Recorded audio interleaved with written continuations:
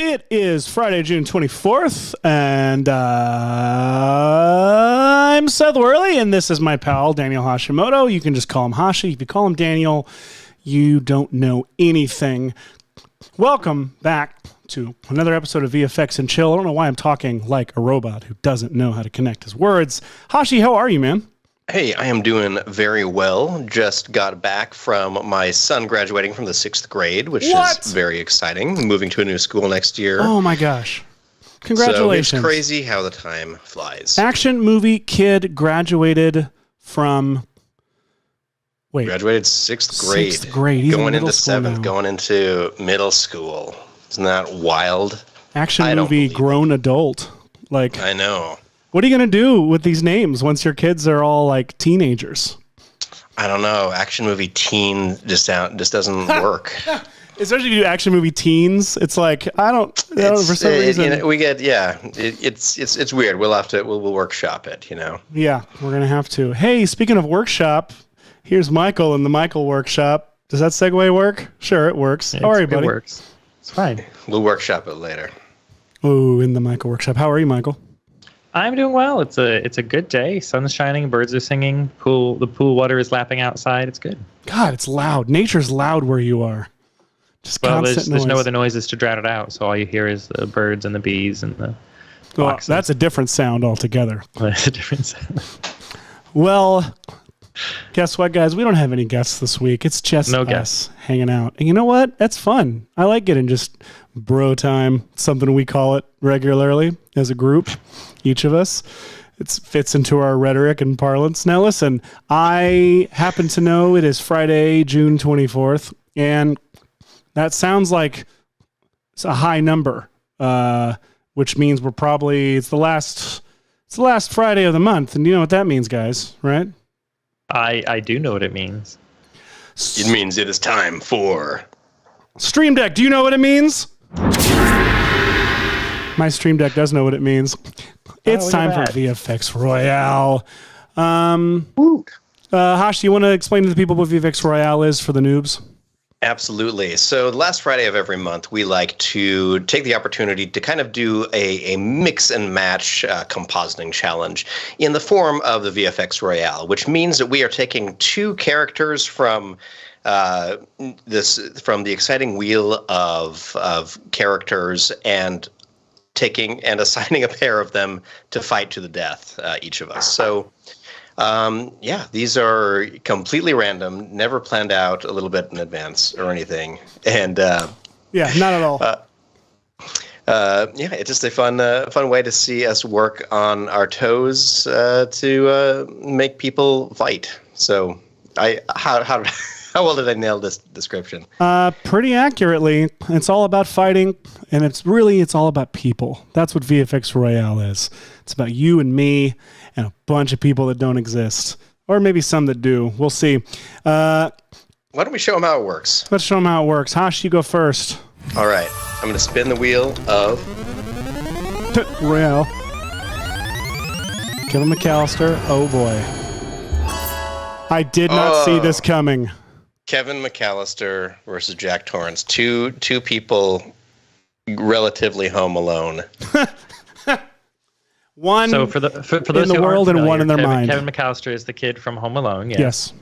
Thus that joke. And for those who don't know, could you explain in detail who Jack Torrance is? Jack Torrance. Jack Torrance is a character from The Shining, a famous book by Stephen King. Main resident, and The Shining is the story of a writer holed up in a hotel for the winter. I just said something on purpose wrong, but I want to make sure the audience understands that I know The Shining wasn't directed by Francis Ford Coppola. It was directed by Brian De Palma, as everyone knows. Famously. This is going to be very fun. He wrote the Star Wars crawl and then just bounced over to Colorado to mess up Stephen King's book, famously. Now here, Hashi, you have done. We'll get into that. Let's just keep assigning these things, right? I'm first. I'm next. Second. Words. Oh boy. Not fictional. Well, also not fictional. Nope. Both fictional people. They aren't real. Just like the Olsen twins are one person. So yeah, when we're assigned an actor like this, I think that it means that we're allowed to choose from the host of characters that they represent. Yes, Tim Allen famously has portrayed a vast, diverse array of characters that are all different from each other, famously. Chris Evans is Captain America, and 3 other Marvel superheroes, I think. We'll do that. He's also a great character in Knives Out, one of my favorite films in recent years. Yes, 500%. They should let that guy do a Star Wars. Chris Evans? No, I know what you mean. Then he would be swamped at all of the Comic-Cons. Michael. Yes, my go.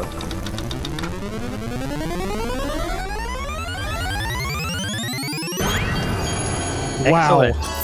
Wow. Right. RuPaul.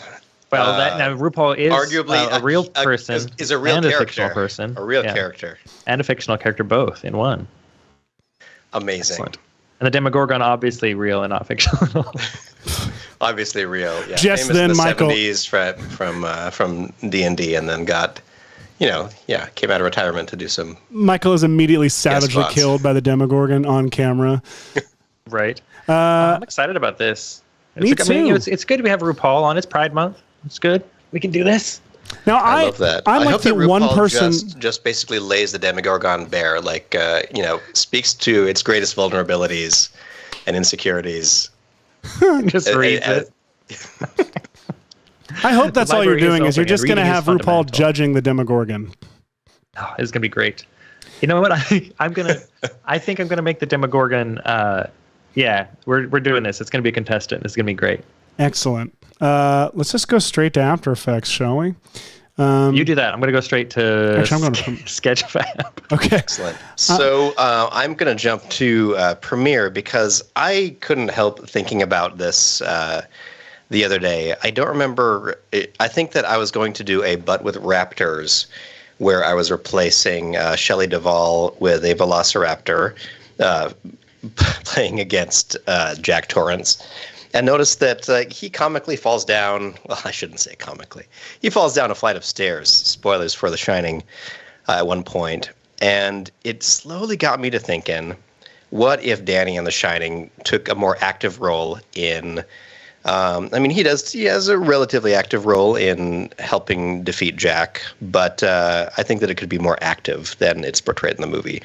So I cut together a few little things that I think would be fun to try to VFX together. And I have a whole lot of other ideas, but short on time, so we'll see what we can get through. One experiment that I like to do is I love to play back a few things and see if I can... feed my audio through to you, the fantastic audience, or not.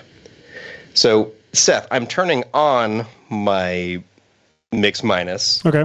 And unmuting the computer volume, I think, for a second. I'm going to mute myself. And I'll play back a few moments that I think I'm going to try to edit together for you all.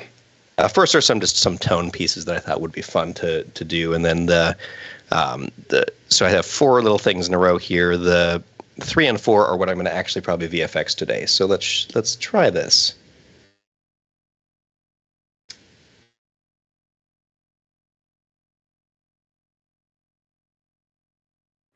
No audio. No audio? Nuts. All right, well, I'll have to figure out why I can't play that back. But wait, is your mix minus on or off? It's on now. Turn it off. Oh, was it off? Turn it off and we'll hear it. All right, let's see if this works. Maybe I shouldn't say anything. Does that come through? Maybe I shouldn't say anything. Yes. The way he acts when nobody's around, he scares me sometimes. I'm hearing that. Oh, there's a little bit. Wait. Audience, you can confirm if or not you could hear any of that. Did you pull that from Home Alone or the Good Son? The first little bit is from The Good Son. Okay. Which is I don't know if I was allowed to see it probably at the time and You have weren't. not put it on my list of things to catch up on just because, Oh, yeah, because everyone needs a little bit of needs the good son in their life to have seen it at least once. It's a family-friendly, like, just feel-good film, you know? No infant death whatsoever. No child murdering. It's great. Now, those two clips are a little bit of putting Macaulay Culkin into the kind of Shining aesthetic. But I thought that it would also be fun to kind of see the opposite of that, maybe more of a placing Jack from The Shining into the Home Alone aesthetic. So here are some clips that I think will cut together well to serve that purpose. Let's see if this plays back or not. No audio. No audio? Darn. Much funnier with audio. Let's see. Turn off that mix minus. The mix minus is off. Okay. USB volume is all the way up. The mute system is off. I'm so confused.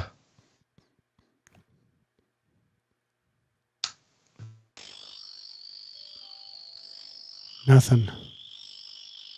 Except the electric wasp. The electric wasp came.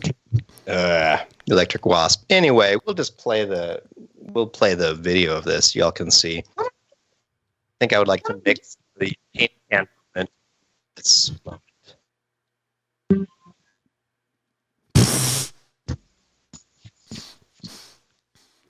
Oh my gosh, this is gonna work so well. It's a successful cut. I'm liking the look of this. And I also like the idea of this scene here, where the famous chopping down the door scene that I think mixed together well like this. I'm really scared. Well, now I hear audio. Yeah. Oh, that cuts together great.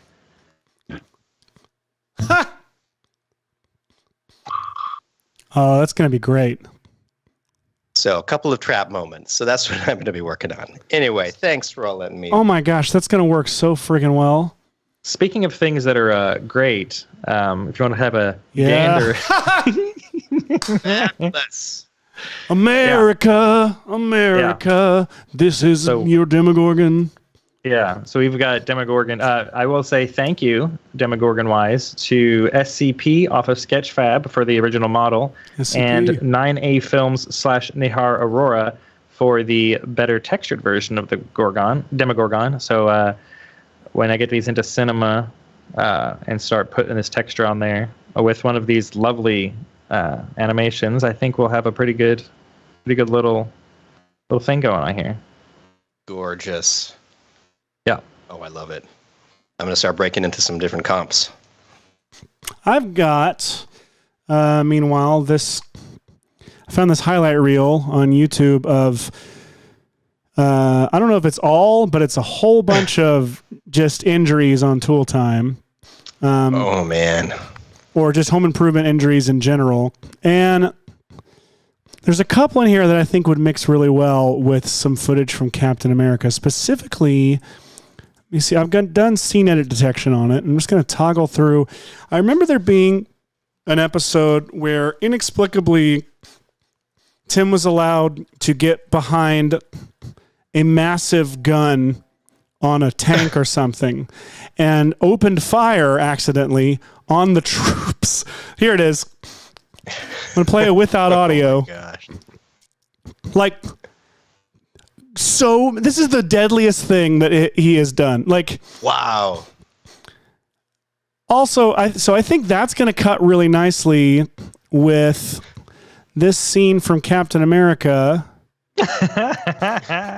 where these machine gun guys open fire. Let me mute this audio here.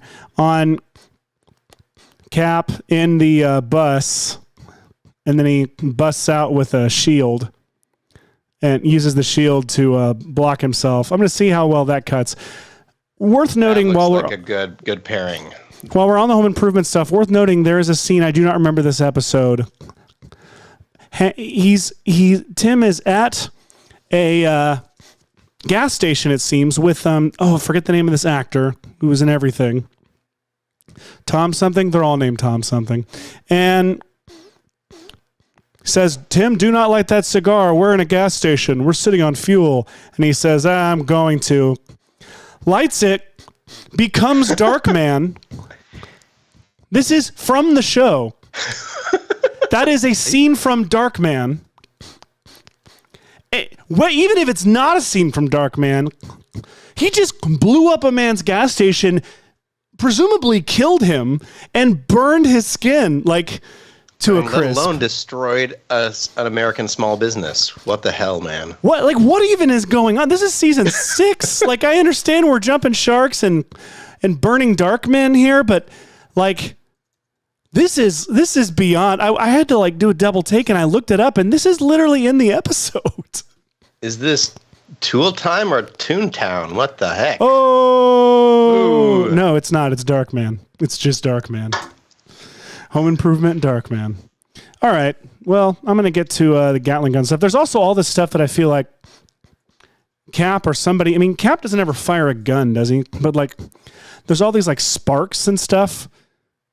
These clips. I'm just gonna make a highlight reel. I'm gonna combine as many clips as I can and just make a highlight reel of the times Captain America opened fire on Tim Taylor. Oh, that shot of the explosion, by the way, according to IMDb, is from Darkman. Oh, that's what I'm saying. Literally, it's from Darkman. It's the footage from Darkman. It is the footage taken from Darkman. And what I couldn't figure out is it's not a dream sequence or in his head or anything. It's literally the end of the episode. He blows up a man's business and body and burns himself. And then the frame is crumpled up like a piece of paper and tossed into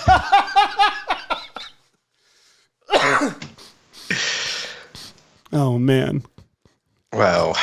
Well, we should do a whole episode of home improvement transitions. I think that does sound wonderful. We should actually make a universe transition called Home Improvement or Tool Time, and it's all super gimmicky, stupid transitions. All right, here we go. I'm on board with that plan. I like the idea of taking a bunch of Tool Time or Home Improvement transitions and just slowly heightening the stakes each time until we end up in burning body flying through the air in Darkman land. We just turn the dial from Tim Allen to Sam Raimi over the course of the show. Apparently the show did that on its own, according to this montage. Just takes 6 seasons to... So I am seeing Michael's screen right now, and am pretty captivated by... Ooh, Michael, walk us through your process. Yeah, I've got the Demogorgon textured in Cinema 4D now. Hang on, I'm sorry. Can we talk about Demogorgon? Is that how we pronounce it? How do you pronounce it? Demogorgon? Demogorgon? I don't know. It was a Demogorgon. Chat, I know you're very quiet today, and there's not a lot of you hanging out because it's summer vacation, but... if anyone has suggestions on how to pronounce this, I'm pretty sure the show says Demogorgon. Demogorgon sounds fancier for sure. Right. Demogorgon. No, I think they do say Demogorgon, but they're kids. What would they know? They just read it in a book. I feel like one says Demigorgon, with a Demi Adijuibe, but a Demogorgon. I think that works. Exactly. Demi Morgan. Yes, Demi Lovato Gorgon. Oh, well, Demi Moore versus Demi Moore into this. It's Demi Gorgon. That's how it's pronounced. There we go. All right, I'm gonna shut up, Michael. Walk me through actual Cinema 4D. No, I was just saying, I've got it in here. This model came, the retexturing from What's Their Face was done in Substance. So not only do we have, move this out of the way. Skype window can go over there. We have the basic color, and we have a nice normal map, so you get that extra detail when you hit render that has all that nice little texture in there from the normal map.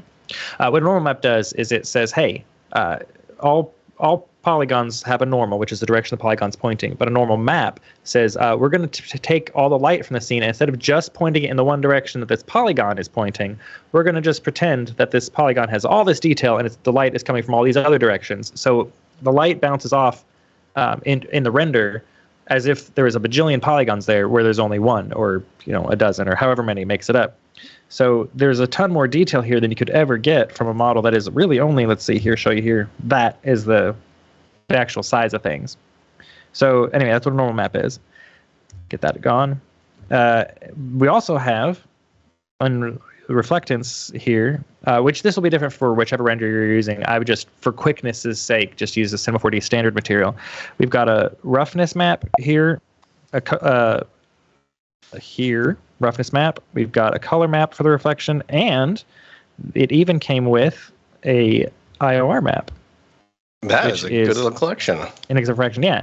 So it gets you pretty, let me get you even better realism here by going to global illumination, and we'll just quickly use the exterior preview settings to give a nice, let's turn off this light in the scene because we just get all our light from the HDRI. And we have a nice, dark, spooky little Demogorgon.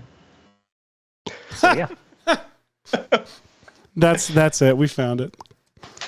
There it is. So I'm liking the look of this. Now I'm gonna have to put this in a much different lighting scenario because the runway stage on RuPaul's Drag Race has a lot of light because, as everyone knows, drag queens like soft light with no harsh shadows. We'll be doing a lot more lighting on this to put them on the runway. Oh, or her, them. We'll put them on the runway. We don't know the preferred pronouns of the Demogorgon. They weren't able to specify it. I mean, we can't really tell what's going on down there. So anyway, onward. My computer's being slow, so I want to maybe restart my After Effects. Did your computer run out of internet like your home did today? It did. It's raining, so we all know what that means. The internet speeds drop, apparently. That's so weird. I don't get it. I've never heard that before. No, I don't know what's going on. They do things different up in Canada. They do.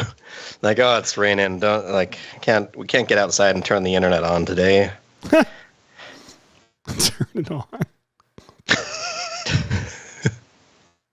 Sorry, Canada. We love you. All right, so this little clip of Kevin, which I should actually put in my half-screen view, is not long enough to cover his whole quote, so I'm going to do a classic thing that I do all the time that often works, which is just ping-ponging that footage right at the very end to extend it a few frames, because you'll still get the character with their lips flapping for just a second as the sound comes on before you really resolve what you're seeing. And I think it's going to work. I'm excited to see it. Me too. All right, I don't remember how much extra time I need.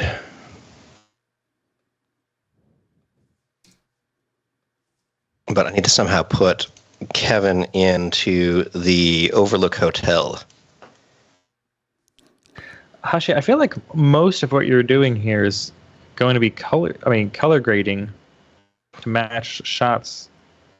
I think so. That's more Seth actually, because you I think rotoscoping for you, but since we're just cutting back and forth for Seth, you might be able to just color grade stuff. True. I am interested to see how we combat that harsh light view and convert it to this. Though a clip that was made, I guess, a little while ago, but I saw trending on Twitter recently, was the best combination I've ever seen, which is Thanos versus Tuco from Breaking Bad. Oh my gosh. Yes. Unreal. That was so well done. Something that we could all aspire to. And if I'd have seen Breaking Bad, I'm sure I would have liked it even more. Oh my goodness, Michael. What? There's only so many. What do you watch with your kids? If not Breaking Bad. If not Breaking Bad. They love Texas Chainsaw Massacre. And, the original or the remake? Not the remakes. Oh no, they hate the remake. No, the original is the one. Good, naturally, you've been raising them well. Every night they're like, Dada, can we have Texas Chainsaw Massacre again? And you say yes. Well, unless they're bad, in which case they have to watch the remake. That's their punishment. We don't spank in this house. We just watch remakes. Inferior remakes. Amazing. All right, what was I doing? That'll teach you to eat your broccoli. Actually, they like broccoli. That's a bad joke. They actually genuinely like it. That's our favorite in this household as well. Ranch helps, but they eat even sans ranch, which I'm very proud of them for.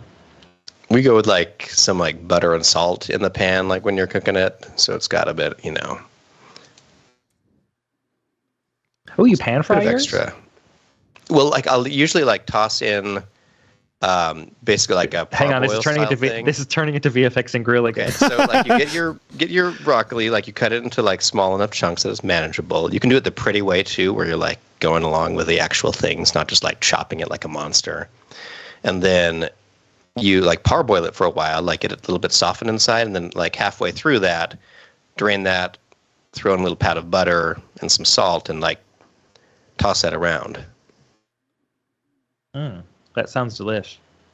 It does. I don't even know what I'm doing. I'm pre-composing Kevin, and I'm going to move all his attributes over to here.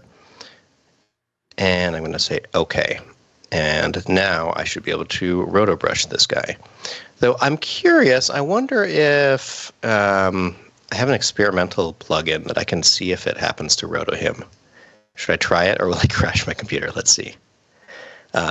Effects. I'm going to try the Blaze plugin, Goodbye Green Screen. That's what it's called. So I'll try Goodbye Green Screen. I will tell it to auto mask this human, and let's see what it does. Thinking. Auto mask mode.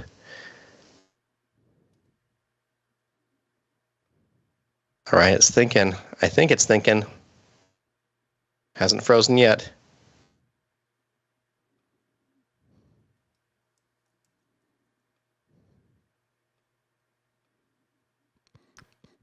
I am so weirdly focused on this home improvement cut that I'm doing. Way more focused. Well, the cut is an underrated part of how these work.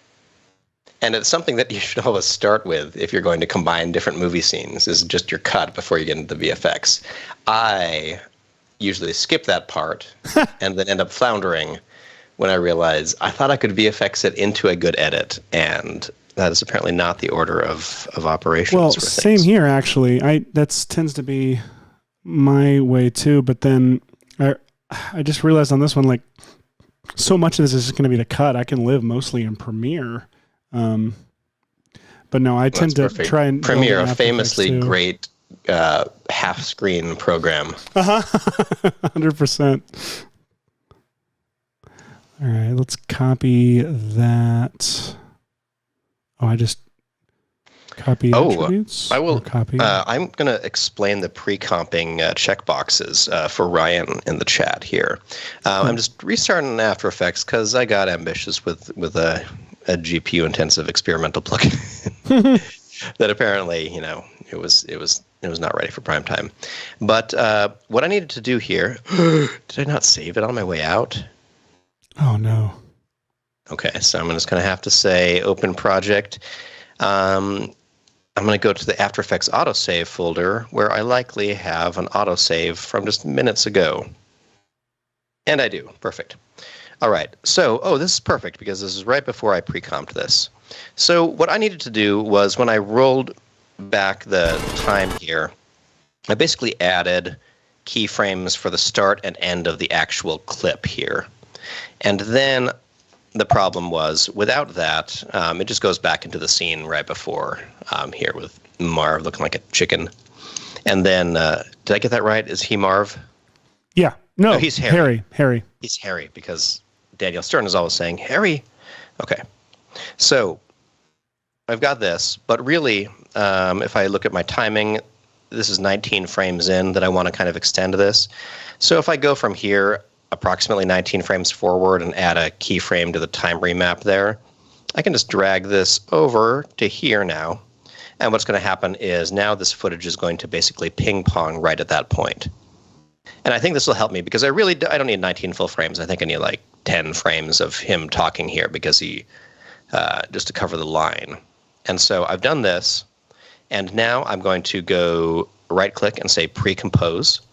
And there are several options in here. So the first is you can name whatever this is going to be, and it's always important to name it something nice. I'll just call this Kevin Yell Stairs. I think so, anyway. And then one option is to leave all of the attributes in here. Now, this is what I would do if I would recommend if you knew that this clip was going to be used as is, you wanted the time remap to be preserved and everything, but you thought that maybe in this other comp you would do something like scale up the whole piece of footage so it didn't have this letterboxing showing or something like that. And then when you came back to this clip, it would be fine and everything would be preserved and you would still have these keyframes. I don't want that because I'm about to run RotoBrush on this. And if you run RotoBrush and you have time remapping, things start to get a little bit confused. So I want to move all of my attributes, including this time remapping, into the new composition. And I'm going to keep this box checked, which is to adjust the composition duration to the time span of the selected layer. So because this is a time remapped, like it's this full trap scene, so it's very long. But if I check that box and say, okay, now I'll be returned with a pre-comp that is exactly 2 seconds long or whatever, and I don't have to worry about all the slop. I just have this frame to work with. Hopefully that answers your question. And yeah, everyone else is welcome to ask whatever questions they like, whether it's regarding something we're doing or not, because that's one of the reasons we're here.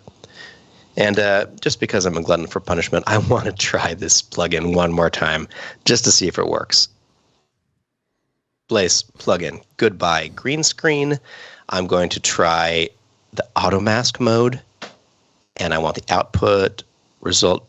Let's see, the auto mask mode. I'm going to say it's a human. Ah, look at that! Whoa! Did you all see what this just did?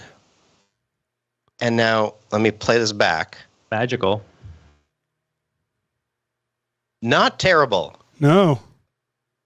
All right, so let me see. As I scroll through, some of the trouble areas are the shoe. It's not really recognizing, and there's some flashing. The rifle he's got across his back here flickers in and out anyway a little bit. So let me see if it uses a GPU. It's using a human trained auto mask model. I'm going to try using 2 samples instead of 1 and see if that does any better. That actually looked like it made it worse. It's bringing in some weird piece of the background here. And let's try, does 3 happen to start to eliminate any of that? 4? Okay, so 4 samples. I think the problem with AI things. You don't have as much control as you might want otherwise. It's true. Now, the higher the sample number, I do think that I'm getting a better fidelity of the actual mask around Kevin. And so what I'm going to do now is I'm going to utilize this adjustment layer that's on top right here, and I'm going to add a matte choke effect to it. And when I do that, it eliminates those fuzzy pixels there. I'm going to turn up the gray level softness a little bit so it's kind of back where it was. So you can see this adjustment layer with the matte choker is it's knocking out these half pixels here. But it's knocking them out everywhere, including where his feet are, and I don't want that. So, since this is an adjustment layer on top of everything, I can just say, I want you to mask out this area. I want you to turn up the, let me turn back the effect on. There we go. Now, it's eliminating that weird little flickering thing up here at the top. And now I want to do sort of the opposite down here to where the feet are. And probably the best way to do this is just to bring in this pre-comp that I had from the get-go, and I'm just going to draw I'm assuming that his feet do not move around a lot, so I'm just going to draw a really loose mask around the feet area, like this. I don't mind if that stair is in there, because I think I'm going to put him at the top of the overlook stairs anyway. So here we go. So now we've got Kevin cut out from here. Now, there is not a great shot in The Shining of what the top of the stairs look like, very clearly anyway. I'm going to pull up the scene where Shelley Duvall is being backed up the stairs, the famous staircase scene here, and start scrolling through. Now, ridiculous performance here in this section of this movie. Oh, let's see. Premiere does not want to show me the timeline in this configuration. Why not? Come on, you're tall enough. You got plenty of space. Fit. Show me my bar. That's what Oh, well, it's all right. It's all right. I'm just going to put it in the new comp for a second. Oh my good. Premiere does not. No one puts Premiere in a corner. That's what I'm learning here. All right. Where even is my window that I could do this? Let's create a new thing so I can scroll through this sequence. All right. Oh my gosh. Everything is scaled improperly. This is really entertaining. Let's see. All right. Oh, so Jesse, that effect is by Blaze, and let me see if I can pull it up. This one was called Goodbye Green Screen. It is unfortunately a little expensive, but I sprung for it because I'm into this AI revolution, and I want to see where it takes us.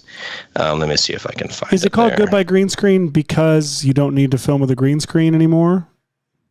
I never filmed with a green screen. Well, I guess that's what I mean. Like, I interpret it as like as a keying thing, but now I'm like, oh, it must be goodbye green screen from my life rather than from my shot. Exactly. So, like, just to plug some other people's plugins, let's see. Here's what we got. So this is called Goodbye Green Screen, and this is the way it works. It's using an AI pre-trained human model to guess what the human figure is in your footage and cut it out. And it works reasonably well when it's working. It works about as well as it's literally using the open source segmentation model that is being used on why can't I think of that what that web page is called? The one that has all the AI plugins. Midjourney. Oh no. It's a super. Let's see.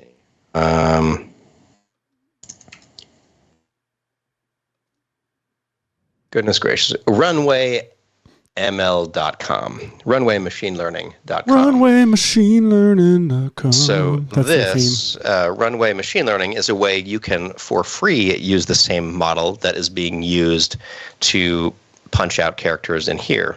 And the way that works is you do need to sign up for an account, but then you can run video through this model, which is basically trying to identify where things are. It's like RotoBrush, but using an AI more genuinely than RotoBrush 2 is actually using an AI. So anyway, hope that answers your question. I do prefer the sodium vapor process. Sodium vapor process, I think, is still the most magical one to me, just because it's like, what if we did this with prisms and grocery store lights? Let's see. The top of this stairway, and I'm sure people know what every inch of the Overlook Hotel looks like. It's one of those kind of things. This is probably the best view we get of what the actual top of the stairs look like. Maybe a little bit earlier. But in terms of getting like a high enough resolution section of what it would look like to have him sitting at the top of the stairs, I'm going to try to find a point where Shelley is minimal in frame. Shelley Duvall, who had a fantastic time making this movie, I am sure. Yeah, 100%. Just happy experience overall, life-giving experience. Famously. All right, let's see. Let me find a moment where she is blocking as few things as possible. I'm going to say, ooh, what is that? Maybe. Okay, here, that frame looks good. I'm just going to use the Premiere Export a Still thing, and I'm going to call this Top of Stairs. Excuse me. And I'm going to use Photoshop to do this. Oh, here I am in Photoshop. Here's a redshift render by our own Ellie Wade.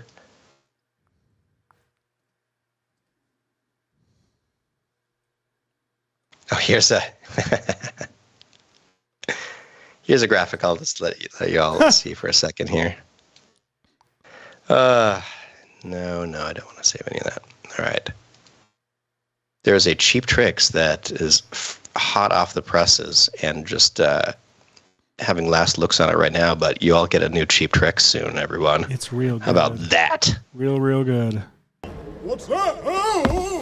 Oh, good call, Quinn, on the Shining scene from Ready Player One, where they were able to almost just impeccably recreate the Overlook Hotel from The Shining and even give it a really genuinely good look. I do not know how much of it is reprojection and how much of it is completely rebuilt. Obviously, a lot of it is entirely reconstructed.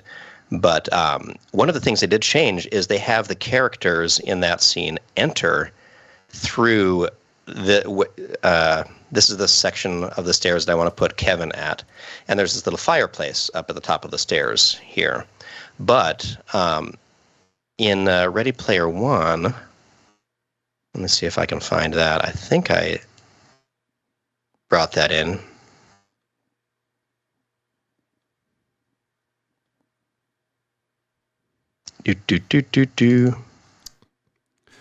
All right.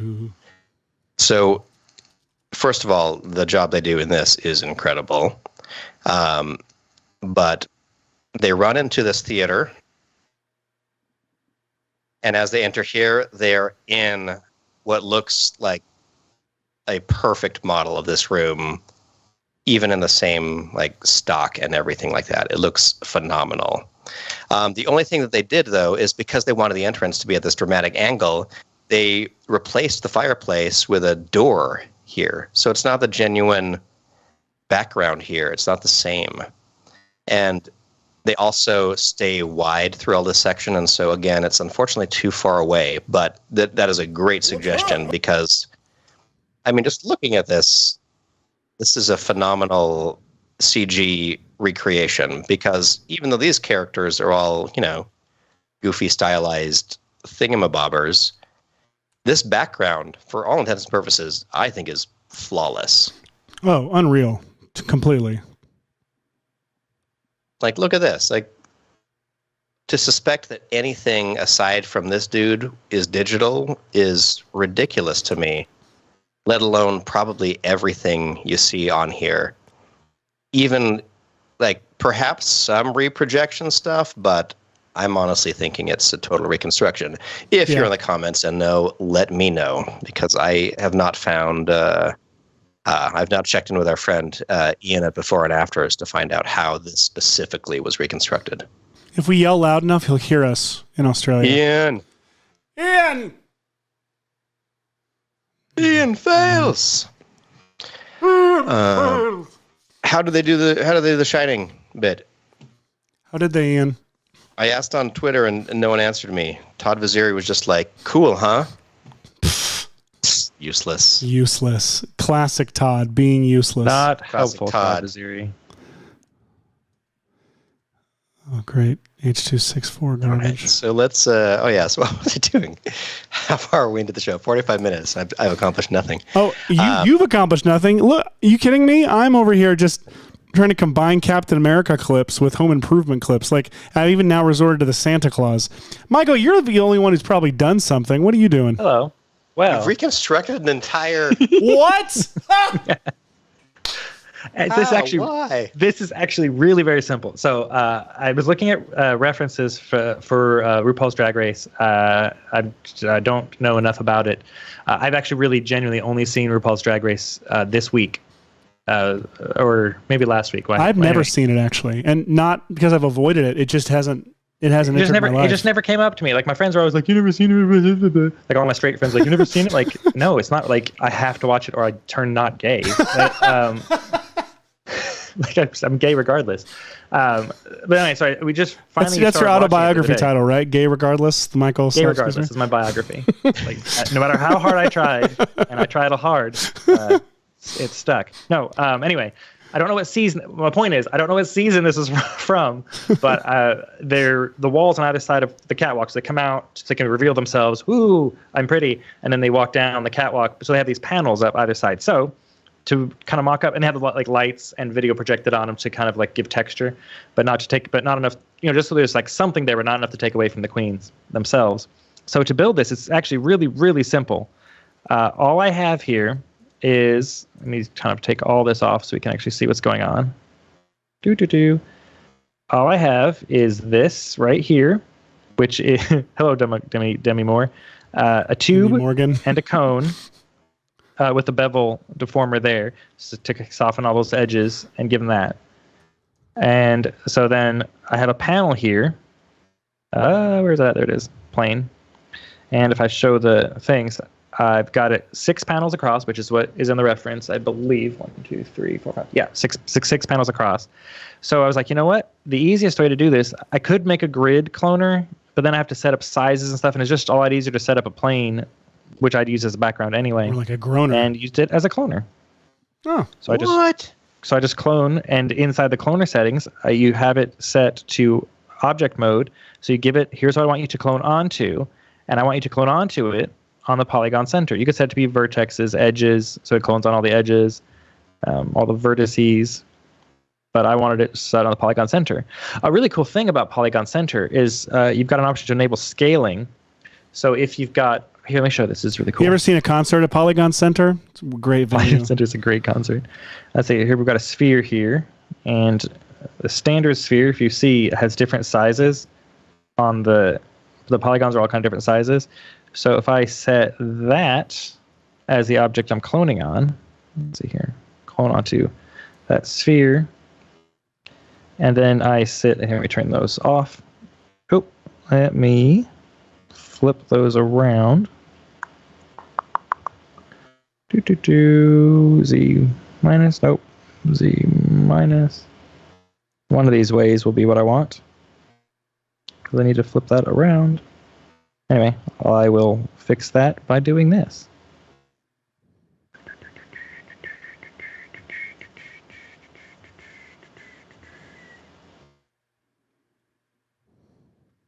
There we go. 180. And I will hide the sphere, so it's not in our way. Anyway, the point is, if we go into the cloner and we say, hey, I want you to have scaling, it will scale them different sizes all along the thing, which you might think ho-hum boredom, but if you put, say, for example, a where are you at? Displacer. There you are down here. Displacer on there. Oops, wrong way around. I need that to be affecting the sphere. And as for the displacer, I want it to have, say, a noise shader, for example, and that changes the size of the different things. You can get some really cool looks just by blowing stuff up with deformers and whatnot. Obviously, you wouldn't want to do probably with these flat panels, but you can get some really cool looks with like tall, pointy things sticking off of it. It's really neat. Anyway, you undo all of that to get back to just my no sphere. Thank you. So yeah, that's all it is. And then I enable the cinemetry object, so I have it on both sides of the stage, and then I put lights on it. So we have recreated basically what we've got in the show. Then I need to to start toning down the scene lights, but yeah, that's what we've got. And it's really great for, like recreating a stage lighting situation too, because you can do really distinct and dramatic things, and they all just add to the staginess of it. Mm-hmm. Yep. My goodness. Coming out good. Meanwhile, over here, Captain America's aim was bad, and he accidentally hit Santa. Oh! I don't know about this one, guys. I thought this one was going to go better than it ended up going. Oh, I think it's going to go good. I think you just need to believe in yourself. Oh, all right then. I've been watching reality improvement shows this week. Here's so the thing I've about done home a improvement. phenomenal job of painting out Shelley Duvall from this scene. Finally. So there we go. Oh my gosh. Poor Shelley Duvall. And so what I'm going to do is the carpet in this Home Alone scene, I think, is similar enough to the one from The Shining. I'm assuming that not being, able to see the complete color here, but I'm just going to grab a little section of stairs like this and drag it over like this and add a little bit of feathering this way. And now I think that if I kind of overlay a couple of copies of the stair color all the way across, I can kind of recreate that wide stair feeling up at the top here. So you all see kind of what I'm doing. I'm just trying to take the carpeted part of the stair and create some copies of it, duplicate some like this. And so now we've got one long dark stair this direction, and I'm going to do the same thing on the other side. In fact, I could probably even just use this. Why not? That I didn't need to do that. I just needed to scale it negative. Look at that. There we go. Now he's sitting on one big dark stair that definitely matches because it's coming from his original footage. And then I can import that little bit that I grabbed from The Shining top of stairs right here. And I'm going to grab all of this business and pre-compose it real quick as Kevin FG for Kevin Feige, and then I'm going to put the top of stairs behind it. Look at that! Boom. Done. I'm up here, you moron, is what he's saying there. I'm going to maybe flop the top of the stairs here. There we go. That matches a little bit more of his... there's a slight angle that he's favoring down the stairs this way, so I'm trying to put more of that background there. No, I don't know. What do you think? Left or right? I'll have moved on by then, but...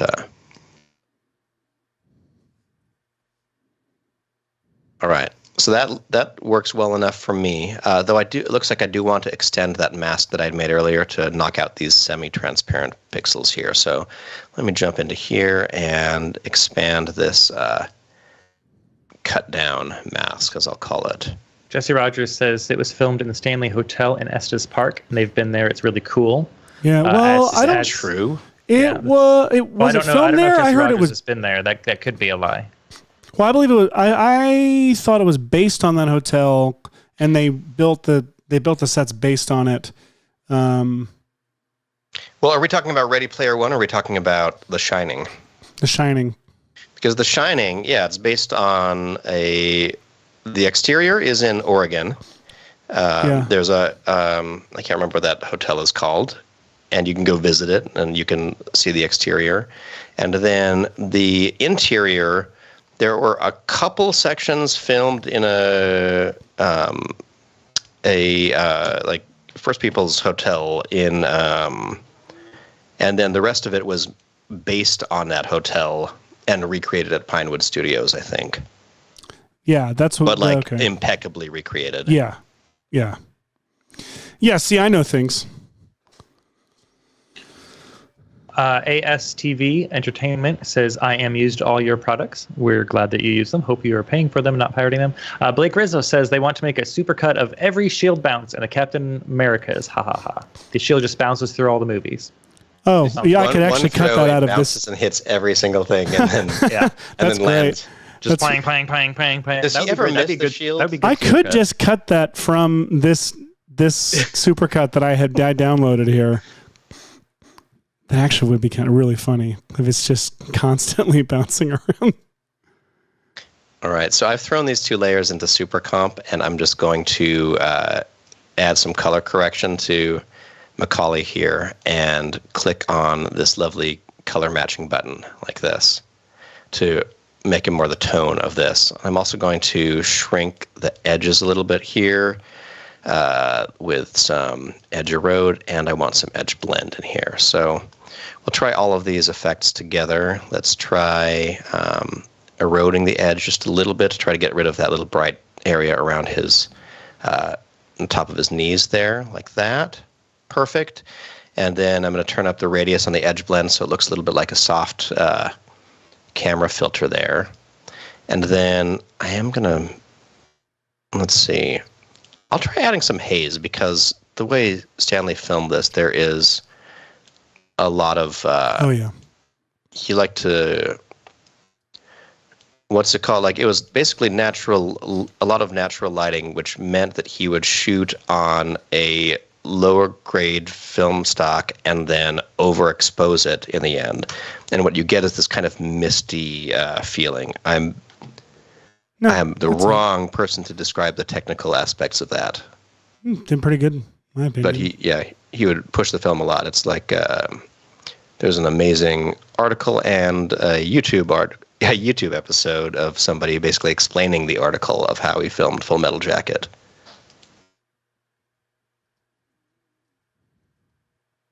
The Bobo Rain in the chat is asking why Hashi's screen is so blurry. Oh, that's a good question. Is my screen blurry? It's because Hashi is not wearing his good glasses today.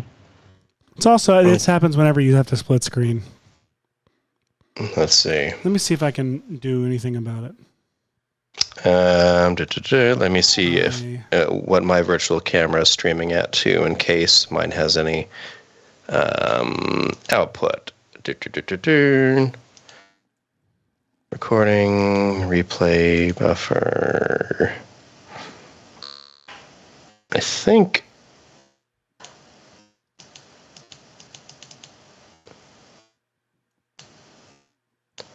Yeah, I do not know if I have any control over my virtual camera coming out of OBS and what it looks like. Am I still as fuzzy?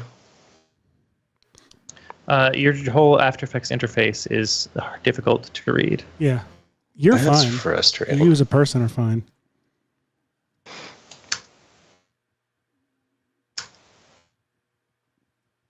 Man, I forget how cool these shots in Ultron looked. With like the big group shots where it's like in the rotunda or whatever, and it's like orbiting around and they're flying around being Avengery. It's really cool. I mean, yeah, like that trilogy or whatever quadrilogy of Avenger movies was really good at making sure if you wanted to see comic books brought to life, that like in those 4 movies you could see what you'd sort of been imagining.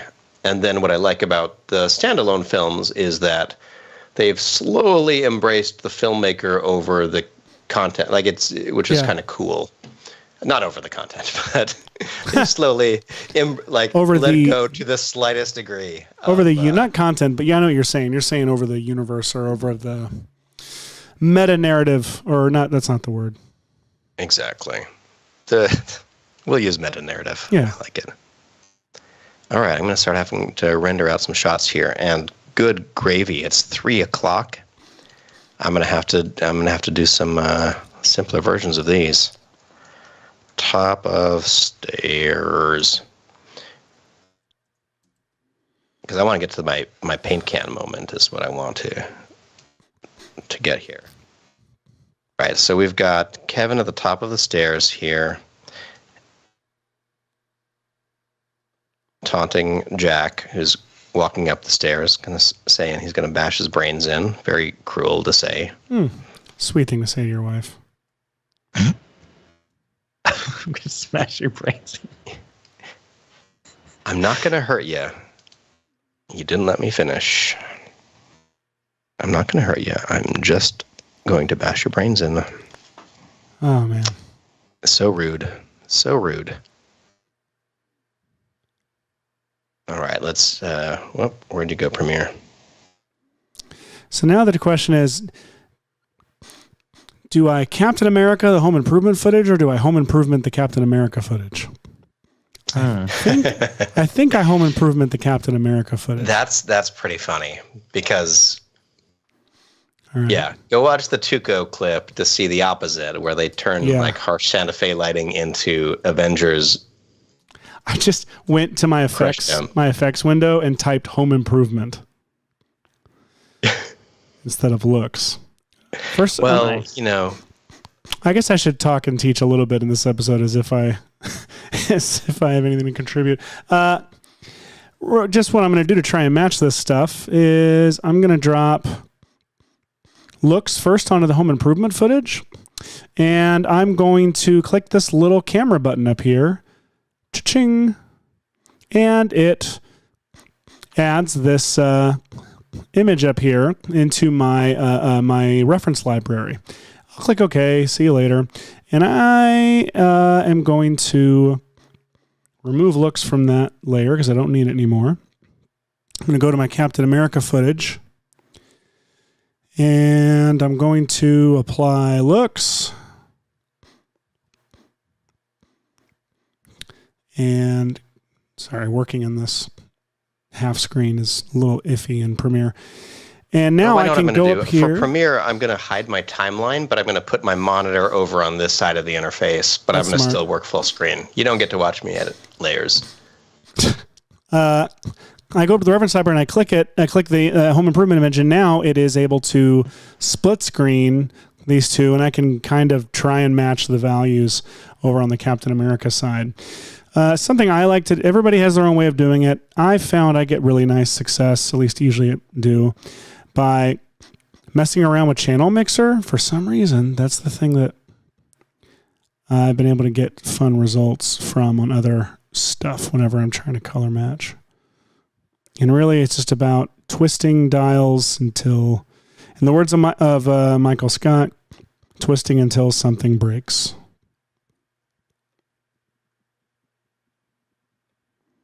Well, that probably may not have even been the right way to do it.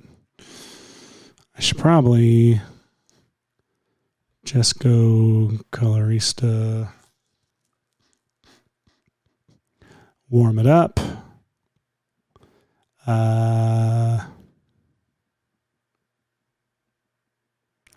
Jack those highlights up. Wonder if I could tint those highlights blue. That's probably not the right way to go about it. By the way, I've said this on the show before, but this is why I record my voice. When I do tutorials, I record them all. I do the screen capture first, like all the way through, and then I will edit that, and then I will narrate it in the timeline, because I cannot talk about what I'm doing while I'm doing it, because it just becomes me going, I feel awkward, jokey, joke, and that's how it goes. Well, we're still happy to have you here. I'm happy to have you here. All doing our best. We are. All right. So I was trying this Kevin is, I mean, these are actually from the same scene. Like the reverse of Shelley Duvall is that orange. So I don't mean to disrespect it, but I do want to try to actually make it more similarly match the shot right before it. So I'm trying a little bit of mix and matching of trying to find a happy in between if I can.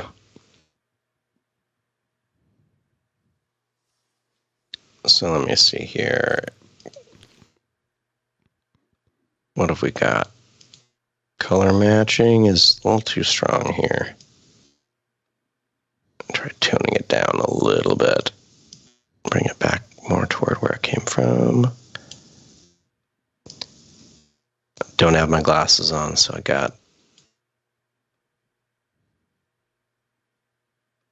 set up to fail here, but set up to fail.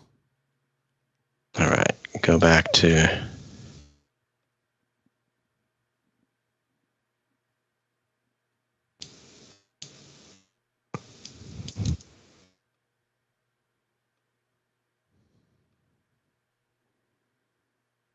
all right, now I have a scene here that I need to remove Shelley Duvall from again. I'm so sorry, but you're not meant to be in this scene. So let's replace this with an After Effects composition. Let's bring it into After Effects and start removing Shelley. That's the documentary about this episode. Removing Shelley.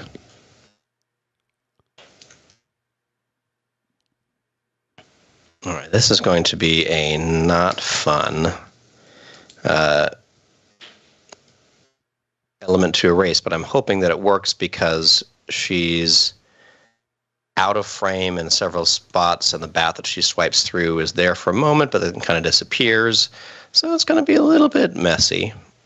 So let's try this. I'm just going to manually mask some of this stuff. Why not? Let's go and grab the bat with one mask like this, and we'll just add some quick keyframes. Like rotoing a lightsaber, you know? Yeah. As one.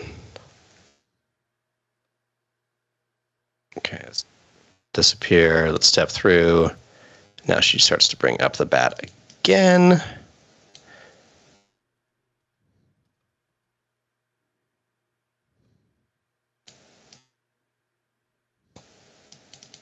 I'm going really broad with this garbage matte, because although you do want to preserve as many of the original pixels as you can, you do at points want to broadly allow content-aware fill to just get the motion of the rest of the scene as opposed to just these little pinpoint bits of motion. Otherwise it gets a little confusing.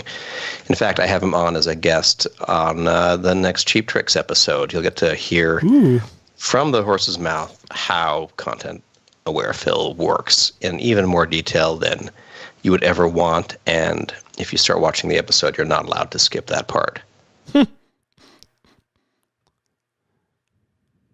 I learned a lot from this upcoming tutorial of yours. That's the job.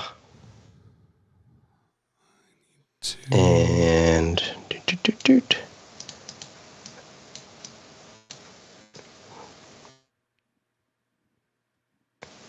all right, I don't know how much I should try to erase Shelley on the side of frame, or if I should just scale and crop. How about we try erasing her first, and then if that stinks, then we just go ahead and then remove her, or then scale in and crop.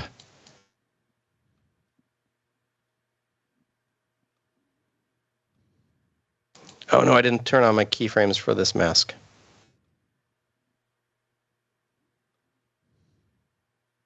Classic error.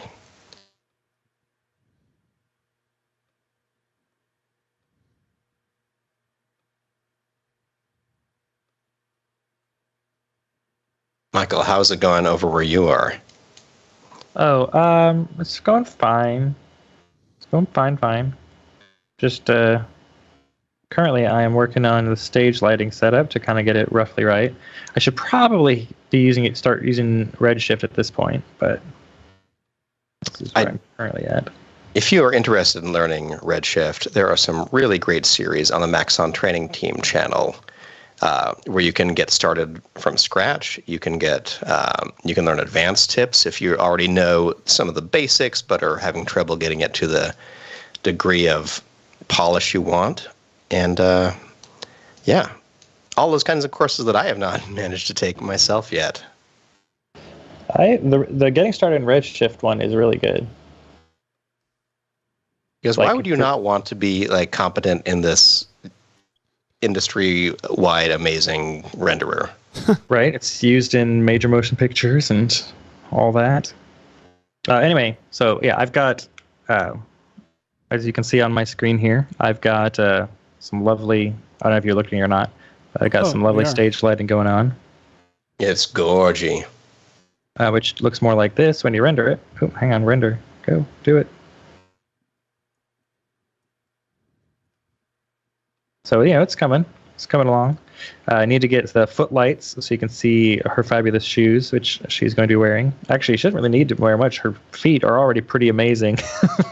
Those are shoes go. Like, I'm curious. So this would be the heel, right? So knee, heel, walking on their toes. Mm-hmm. They do, yeah. So that would be. I mean, they're already wearing a good 24-inch 24-inch heel. That's amazing. Yeah. So to get the stage lighting, I've got 2 sets of cloners. This one here. Actually, you know what I could do if I wanted to be smart about it? Oh, you know what? Because I wanted to control the light intensity separately. Anyway, so I've just got lights in a cloner, and I'm using a target effector so that these lights all point towards. Can I tell you that I have genuinely never in my life thought to clone a light source? Right? It's really handy. So I just have all these spotlights, like can lights in a theater would be using, and then they're just all pointing towards this point, so I can move it anywhere I want. And I got all these lights pointed at it.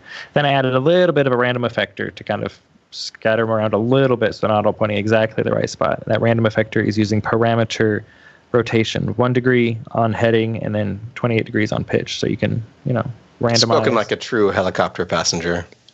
Well, heading, pitch, bank is how they're labeled. So I figured but yes, that's where I first learned those terms as being helicopter passenger. And then I have the main spotlight here, which I have not yet labeled main spot, which is the follow spotlight. And that spotlight follows the character wherever it goes.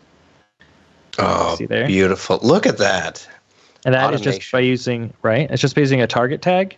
And I'm using the spine bone of the Mixamo rig there. So wherever that bone goes, the spotlight goes.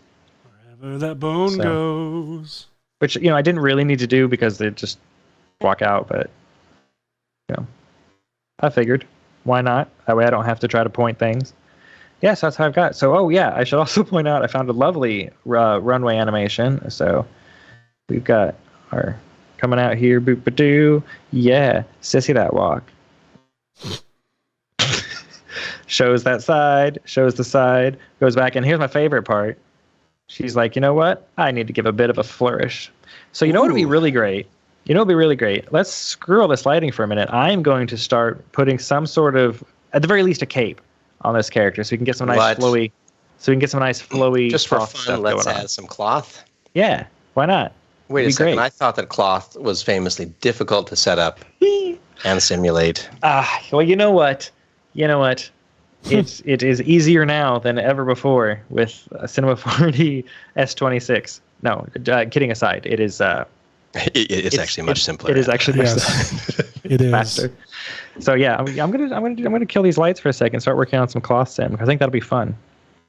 So yeah, back to you guys while I start working on this cloth. Unless you want me to watch me do it, in which case I'll just start doing it. We just might. I am just content-aware filling over here, so not bad. I missed with my mats a few times, and so it's not perfect. Maybe I can fix it with a second instance of content-aware fill. I don't know. Okay, before I start cloth, I really want to put a back wall back there. I need a curtain of some kind. I'm very tired of it not having something back there to look interesting. So let's see what I'm going to put. Let's do a plane. Put you at, let's see, what are you at? -255, I think, is the center of everything. Yes, the center of all things. Curtain up. Back behind just a little bit. So there's a little bit of difference between the two places. And then make it a little wider. And then just real quick, I'll make a material of the default variety.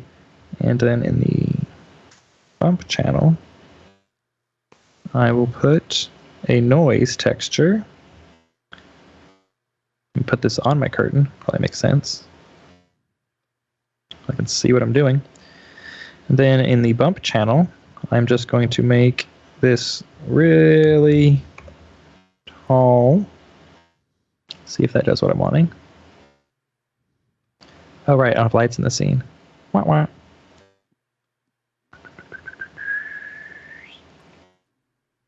We will just turn off GI. There we go. That's curtainy, right? It's a good curtainy texture. Yeah, it's curtainy. Curtainy. Let's see. Let's make it gold. Why not? There we go. A nice gold curtainy background. Yeah.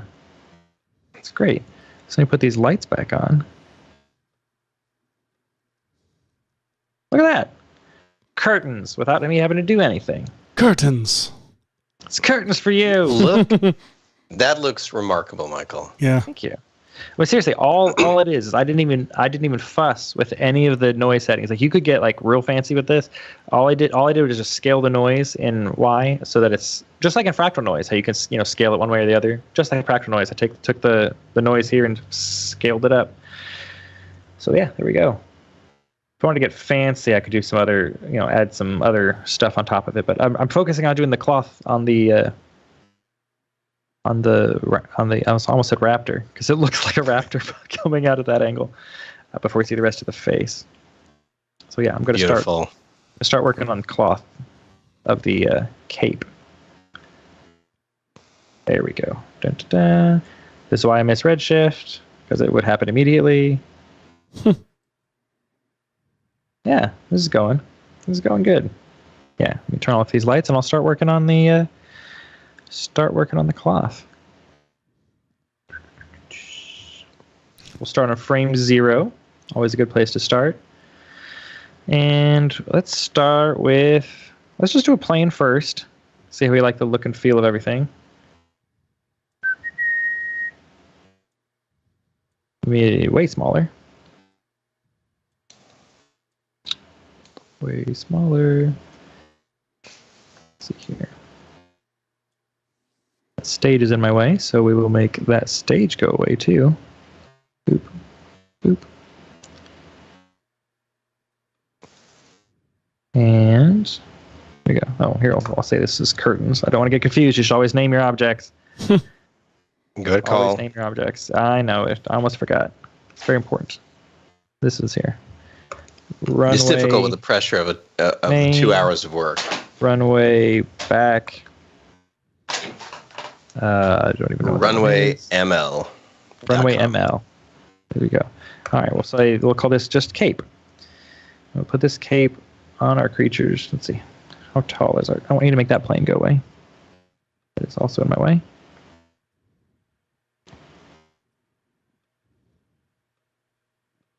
Oh, that should be inside of this. There we go. So instead of having that off, I will just hide. I will just hide this. Now we don't have to. There we go. Okay. All right. Now that I've got my working space more appropriately set up, let's get this cape going. And I know capes are not a great drag accoutrement, but we are going to be using them for this go round. So it's going to be a cloth sim. So we want to have enough resolution for the cloth sim to have stuff to sim. So we're going to give it some good resolution here. Cranking up the width and height segments. That's probably good. Yeah, I think that's good. So we will keep that here just so we can have it in case you need to go back to that for some reason. Make it editable because I'm going to need to belt this cloth onto things.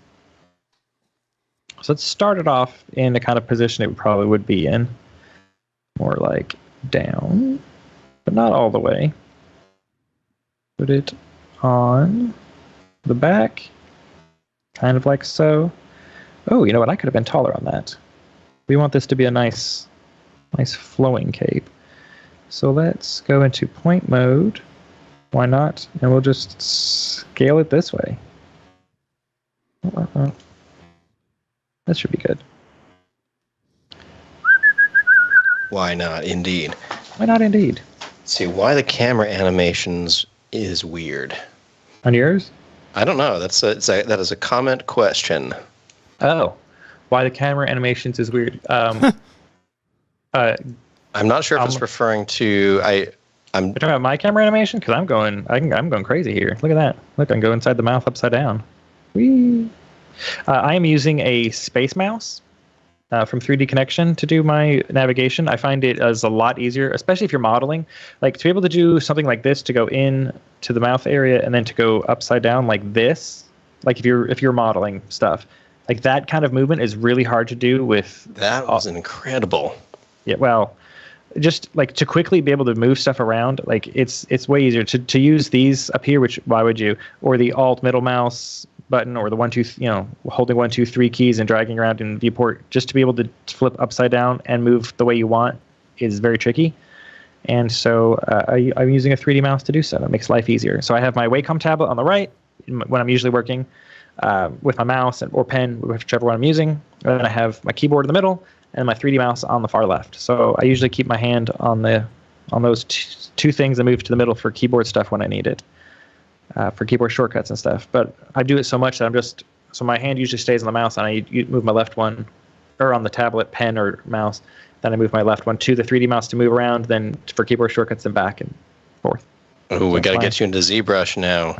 I know. Listen, every one of our presentations on the 3D motion show of ZBrush, I'm like, oh, this looks so much fun. I've really got to get into it, but I just have not yet done so. I was going to say I haven't had the time, but we always have the time. We just don't make the time, blah, blah, blah, blah. Mm-hmm. Blah, blah, blah. I decree that next season we should do an episode where we all open up ZBrush for the first time and try to make something.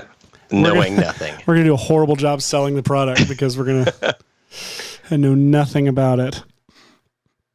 I'm all for it. I think it sounds great, except for the not knowing things part. I think knowing what we're doing would make life more fun. We'll try to get one of our ZBrush superstars, Paul Gabory or Anna Carolina. Anna Carolina, she's amazing. So is Paul. They're both great in it, and they're fun to watch too. Even if someone who doesn't know ZBrush, it's just fun to watch them both present. It's such a tactile thing. It's very understandable in terms of what is happening. Like, it's not like I watch what you're doing, Michael, and it's all these like bells and whistles and numbers and symbols and stuff like that. But you watch Paul or Anna build a monster, and you're like, yeah, they there was no nose, and then they pulled out a nose, and now it's a nose. It's easy. Yeah, people who are so good at their software that they make it look too easy. I'm going to say this Demogorgon should be a collider, because I don't want that cloth to go through them. But I do want to attach the cloth to them. What's the best way to do that? Let me think about this for a second. I would attach an object to the rig that is just like a dummy cube or something like that. That is a good plan, and the one I'm going to do. Let's make it a 5 by 5 cube. I contributed. I helped. Oh, 5 by 5 cube. Oh, you're getting all the questions, Michael. Why is your camera so weird? And also, why aren't you using Redshift? We've been over this. He knows. I know Redshift. I plan to put this into Redshift. I just was in a hurry and was just trying to get things put together. Hey guys, leave Michael alone. He's our friend. Just I was back thinking off. of doing rather than Redshift and doing this in Cinema 4D, I was thinking about doing an element, so I didn't really need to worry about textures at all. But I think I will use Redshift for this in the end. So yes, I do plan to use Redshift. Redshift is going to be my thing that I do for this. Let's see, we have a question from Ryan saying that he hasn't seen any of the show since we were doing Venom Heads and Meat Tubes. So are there any recent standard episodes that we recommend? Good heavens. So We've had some many. really good ones recently. Yeah, I mean, some Everything notable Everywhere All ones at Once. were we had the entire visual effects crew from Everything Everywhere All at Once on the show. Literally the entire thing, minus a few people who couldn't be there. But that was amazing. A great conversation that's inspirational for seeing what you can do with a small number of people. How about you two? I think Hashi's episode where he did VFX on a timer was great. That one's great. He did visual effects in 20 minutes. That one's pretty fun. Featuring audience suggestions, including audience footage at one point, which was amazing. Speaking of which, if you are watching the show right now, Seth is out next week, but I think that it'll be fun to do another 20-minute challenge episode. Yeah. So please send. I love if you can send GIFs to Red Giant Twitter. for this, because then we can like round them up and show them on screen and everything like that, and you can see really quickly what shot I'm trying to recreate. But if you can find some of your favorite visual effects shots, and I will attempt to recreate them in 20 minutes with a timer on screen. Red Giant News on Twitter or Instagram. Red Giant News. Yes, please. Now, I'm doing something which is regrettable usually, but I'm rotary out this paint can, both because I want to place this paint can into the Overlook Hotel, but I also want to then use this little section of it right here to be hitting Jack Torrance in the head in this shot right here, where I have already rotoed out Shelley Duvall from here and painted her out using content-aware fill. So instead of her being there, it's going to be this paint can. But here's a little cool tip. So this cylindrical object, obviously I just did a little quick job of like putting a little cylinder mask on top of it. But for things like strings and dangly bits like that, it's frustrating to try to draw a mask around the outside of them. So I'm using an old trick that I like to do, which is just drawing the laziest of little masks kind of on top of them like this. And then I'm not going to complete this mask, and I'm going to start a new mask that is just one like this that hangs down from the ceiling like this. And I'll turn on the properties for both of these, and I'll just kind of click through and roto just the actual shape of said masks here, like this. Instead of having to bother with the whole outline of these masks, I just have to worry about the line itself. So you'll see just a really quick dumb step through of trying to center this, these thin little mask points on top of this. And then what I'm going to do with all of this data is really simple. We'll start here just so you can see what I'm doing. So this is, little simple masks like that. I'm going to jump in here and I'm going to add the paint effect under generate, I think. And then, not paint bucket, stroke is what I meant. Generate a stroke. And I'm going to check all masks, and you'll see that's added a little like white line on top of all these. And if I grab the brush size and turn it up, now I have a little bit of thickness to this mask, and now I can use that as a way as an alpha matte for the original footage, which is kind of cool. So right now, instead of on the original image, I'm going to say on transparent, and now look at this. Now I have kind of a easy to control mask layer like this that doesn't even have to be perfectly accurate, but is a nice way to cut out some, relatively thin thing like this. And as you see, like I'm not even making it perfect. It just needs to be in the right general space, and you'll believe that there was a paint can properly here. You will believe a paint can existed. That's from Richard Donner's famous paint can. Yes, super paint can. Yeah, I like paint can better. Paint can.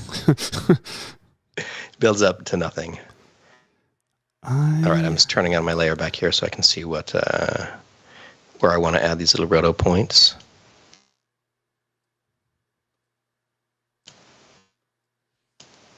For anyone wondering or is tuning in late, we are doing our famous VFX Royale episodes where we are making one fictional object or creature fight another character or creature. And in this case, my two creatures are actually just some humans.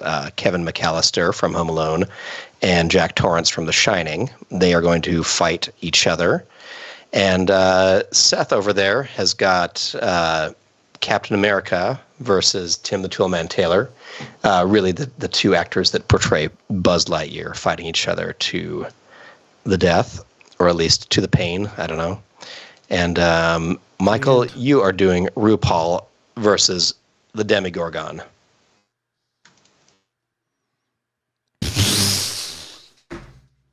I just went to Michael's, and I love just seeing him stitching a cape onto that thing. This is amazing. We need to have RuPaul on an episode of VFX and chill. It's alarming it hasn't happened yet.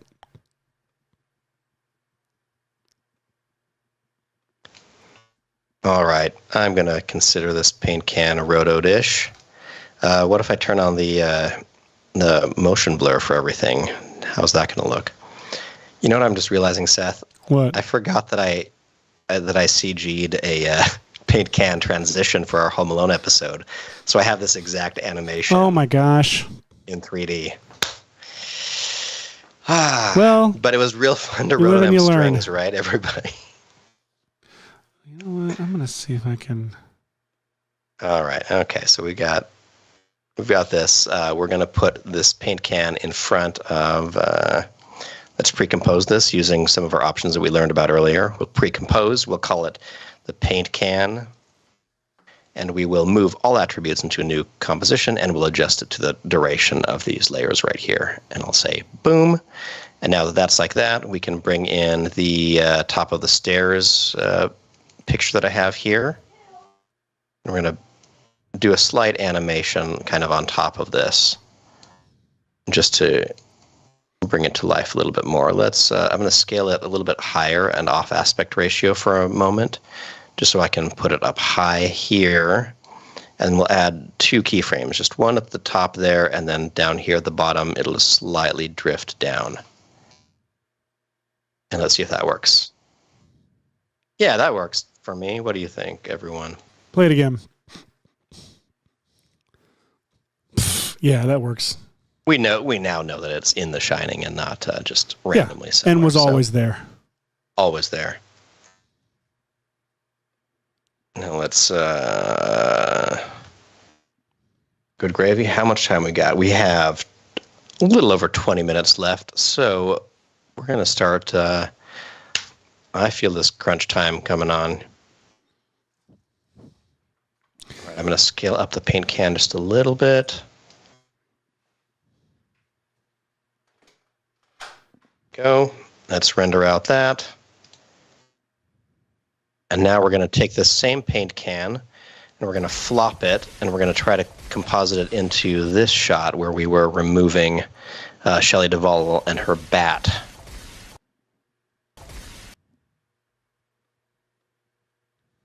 And we'll drag this in here. And I think what I'm going to do is I'm going to flop the whole image so it's not super obviously the same as the paint can that we just saw. I'm going to add some time remap keyframes to it because I like, I would say that maybe right around here is the frame where it should be hitting him. And then timing-wise, instead of going back, we're actually going to go forward in time.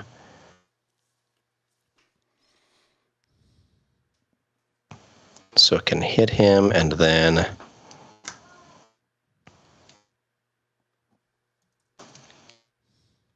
flounder around for a second.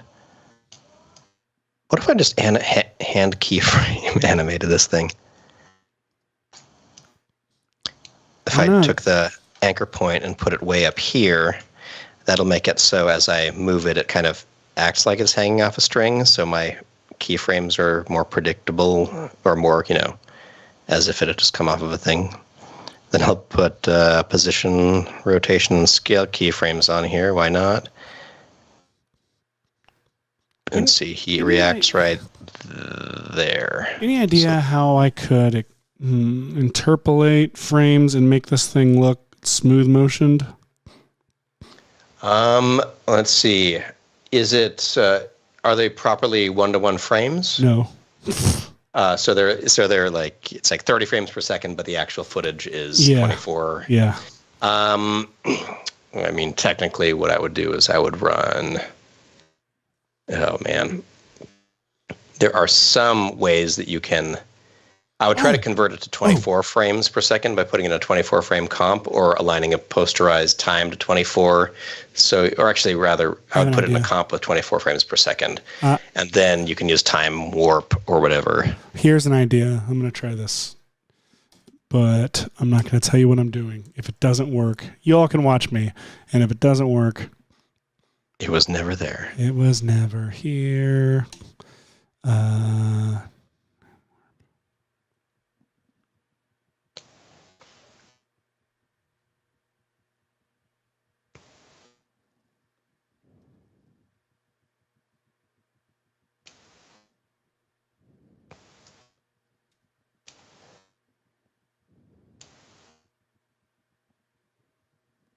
Okay.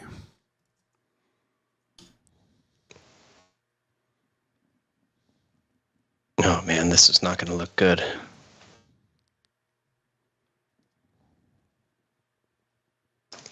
Okay, I'm going to try to dig up my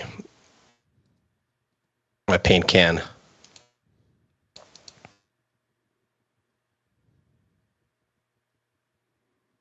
It must still exist on my hard drive somewhere.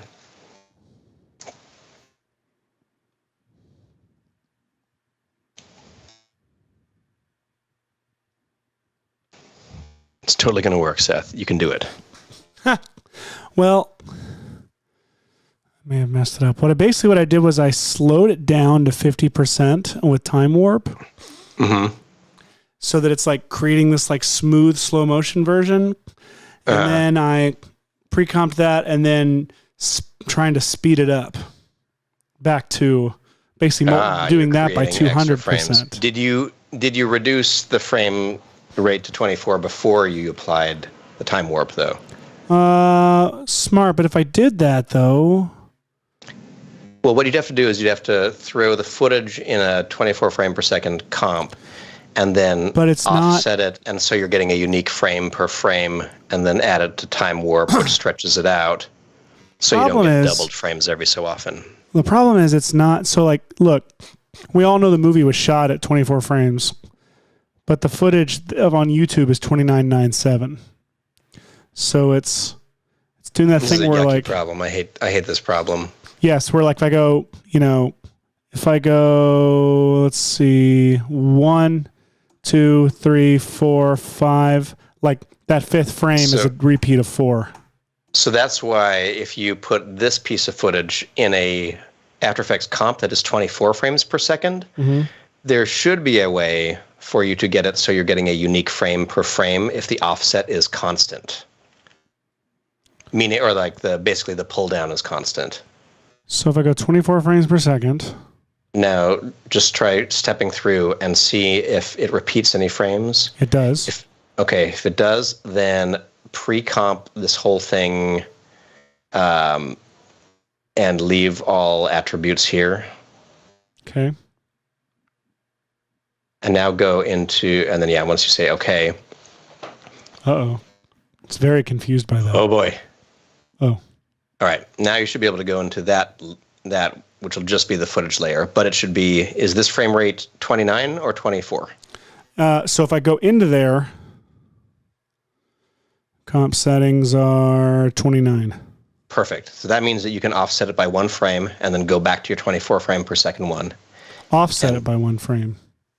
Like scoot the whole thing forward 1 frame or back 1 frame. Okay.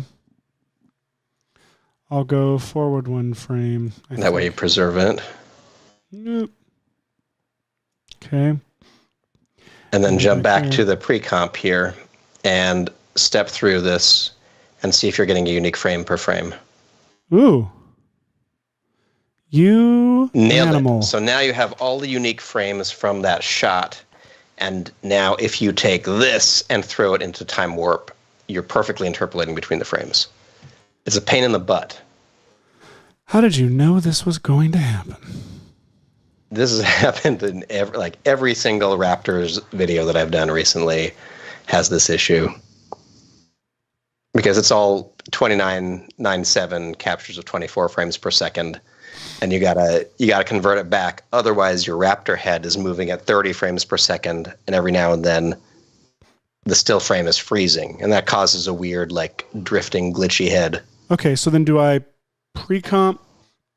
So now if you drag that comp somewhere else, you just don't pre-collapse it. Or I would render it out ProRes is what I would do. Okay.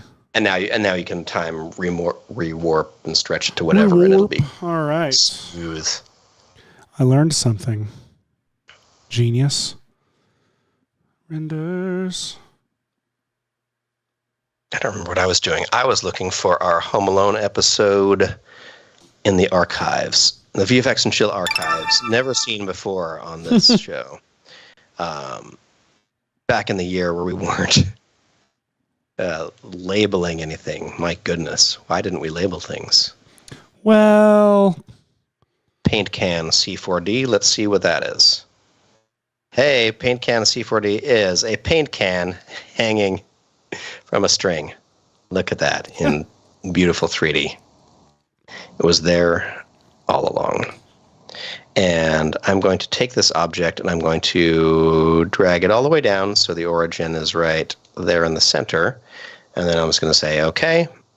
And now it makes it a bit annoying to animate, but it just means that I'm going to create a null that is right here at the top of the string. Then I can drag that all the way to the top, way up here, like this, and try to find an imaginary point that the string is connecting. Maybe right there. And you know what? I want a bigger null to get to use as a handle. So let's try copying the position of this null to this other 3D null. We'll make this one really big so I can easily see it still. And then I'll connect the group null to that null. And then we'll call this the paint null. And now, since this giant-ass null, I can just grab it and look at this. Watunk, I can swing around this paint can at whatever angle I want, and it looks like it's dangling from up there. So let's find the point at which the impact happens. Well, boom. Maybe right. If it bounces off him before he falls backwards, it should be right here or so. Is the impact frame. Say the impact happens right around here, and we'll just try to find a fun angle for the paint can to be at. Maybe scale this up a little bit.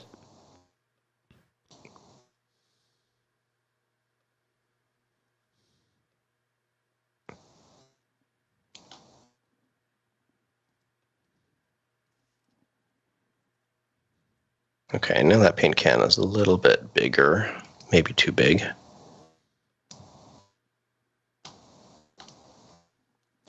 Okay, let's copy this position, orientation, etc.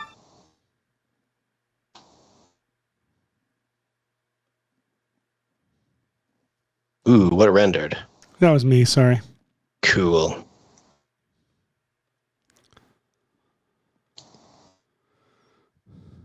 Ahmed, what are you suggesting that I use the vertex map to attach to? Ahmed says, Michael, can you try to set vertex map points in the back and attach the cloth through the vertex map instead of using cubes? Would it be easier?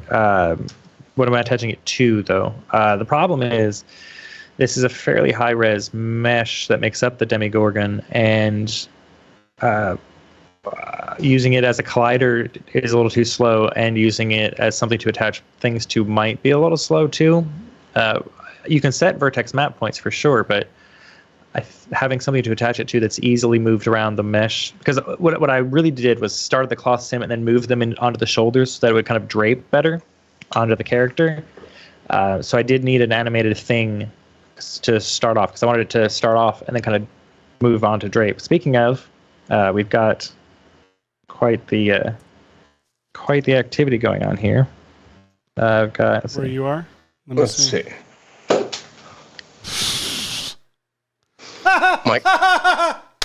Michael, that looks phenomenal. Okay, whoever wins this VFX Royale, Michael wins.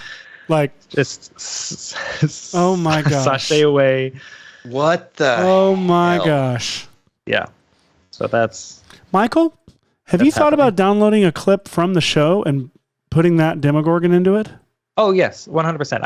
I have clips from the show that I definitely don't have time to paint someone out and put this into the shot. But I was hoping have not to seen do the show. But I'm is there a panel of like including RuPaul, that react like at a America's Got Talent table? There tends to be a panel of judges. There's 2 folks who are there all the time with on either side of Ru, and there's 1 or 2 special guest judges on an episode that sometimes have something to do. Like if this is an episode where the challenge is to dance, I'll have a dance person on there or whatever. But sometimes they're just random celebrities that want to be on the show. And so there's a panel to react. I've got RuPaul saying. One of the favorite things I've got, because I was like, I want to have like a good plan. So I've got a clip of RuPaul saying, "You're a star, but sashay away." And so because this face is like a star, I figured, a 5-pointed star, I figured that'd be hilarious to add phenomenal. With it. But being that we got 12 minutes left, there's no way I'm going to have to cut this together with audio in the 12 minutes, plus getting all the stuff actually properly rendered out in Redshift. But that was my plan. I was saying, "You're a star, but sashay away." I've got a part where he says, "This is a lip sync battle." Part of that, "Did you not understand?" which I thought was also quite funny because it's very tricky to watch this thing try to lip sync. So let me just say, it would have been very funny, but and unfortunately, we're out of time for me to make that level of funniness happen. Though even just this as a beautiful shot is amazing. Yeah. Would you render one of these frames again? Just because I want to, just even the viewport render, seeing that shadow from the spotlight and everything is just a glorious thing to behold.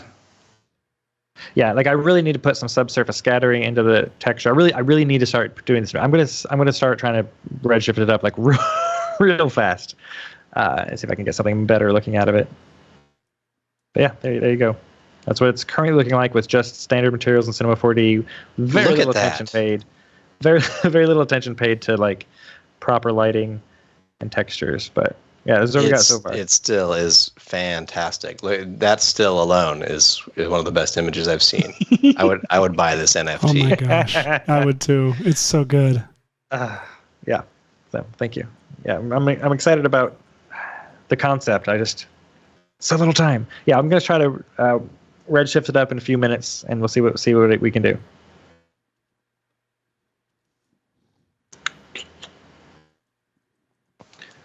Where are you getting out of yours? I've not been paying very much attention to what you all have been doing. I am. Hashi's making good progress. I'm making a little bit of progress here. I am trying to add some little rotation keyframes to this paint can that I'm hoping is just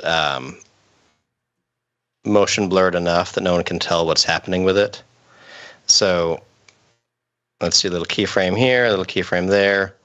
I've shortened the shot to just this fun little bit where he goes. I haven't played it back yet, actually. Boom.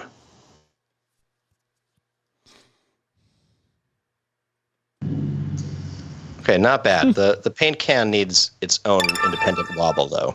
So I'm going to add that by diving into the element designer here and seeing if I can put a little additional rotation point so that paint bucket can go a little wilder. So bucket, let's see, what do we got? We've got a string, we've got a little rope. I'm going to have to do this, unfortunately. Oh, maybe I can go to, this won't be visible to you all, I'm sorry.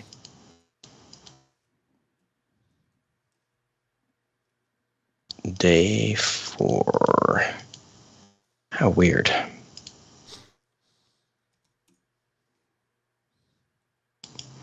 Okay. Duplicate model.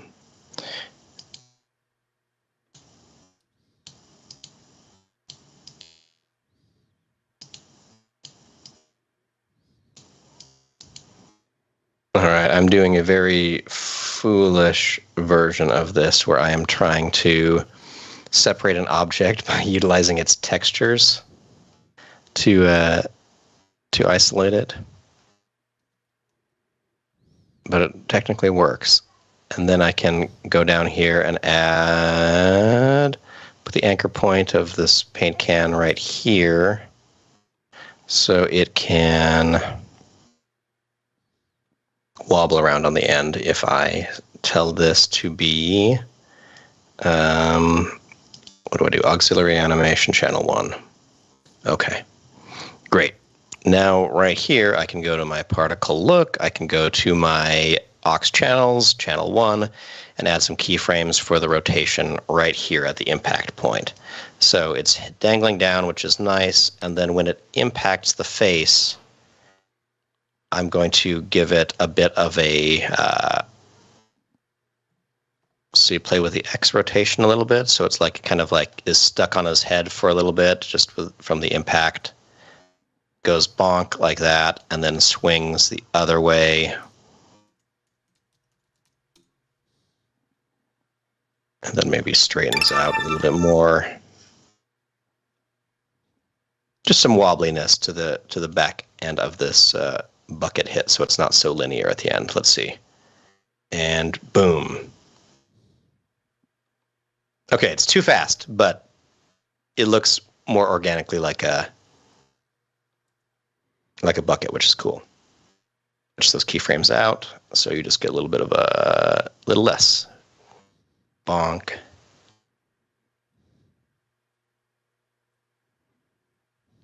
Okay, it's coming together. We're coming together.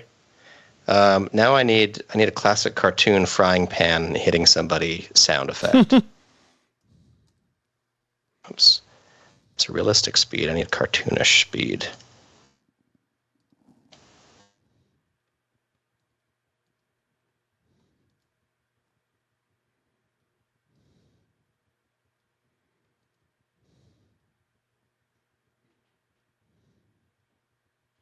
How's it going over there, Seth? More work than is necessary. Like I'm definitely doing too much on this home improvement clip. Just like I did some, you can't tell over the stream, but I did the motion smoothing thing for this little section, these two shots right here, and they're fun, but they are way more work than is necessary for the joke. So I'm just going to stick to making a match color-wise mostly, which is hard for these bus shots because you can't see the sky. I think these match for the most part. But I could just, do VHS on top of everything like a hack. Like a hack. Don't just throw VHS on top of stuff, people. Think about your medium and why you're communicating it that way. We talked about this last week, that you want to make it look like it was shot on film first, then translated over to, or in this case, which wouldn't be on film, they shot it on, what did they shoot that on? Home Improvement? Oh, that's the video. That's like the... It's got to be videotape. Video, like, yeah.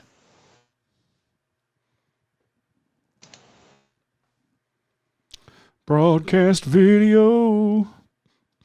I'm trying to think of how much of the... it was looking fine. Why did I mess with it? It was fine. Okay. I'm going to export this a little bit. I'm going to add this shield to the shot, so I've at least done something today. Okay. I haven't been able to add Kevin to the actual overlook for the throwing the paint cans shot, but we're getting closer. Let me import the few other little bits that I have on here now.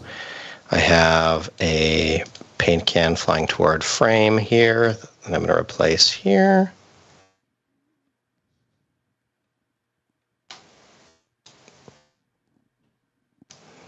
And then I have a Jack Nicholson being hit by said paint can. Whoops.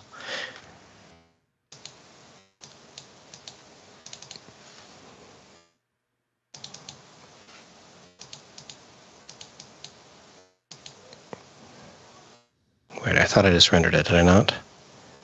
Failed to write XMP data. What did I do? Did I rent? Oh, number 4, huh? Well, I'll be darned. Well, I'll be damned.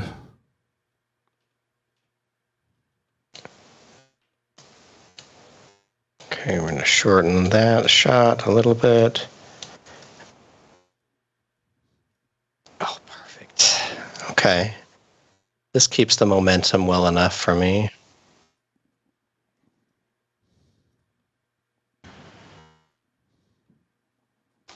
And I have to replace this shot.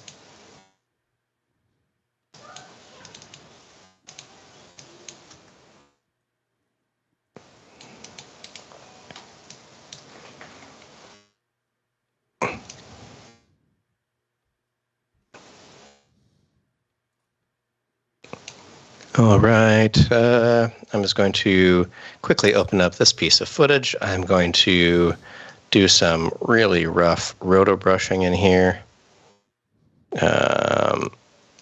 This layer is time reversed? Fine. Okay. So that means I got to pre-comp it just like before. This is the pre-comp episode. Speaking of the pre-comp episode, it is 1:58. I'm planning to finish up this little mask on this shield and then call it a day. What about you guys? All right. I am planning on, let me just remove the bat from this one scene, and then I will feel good about,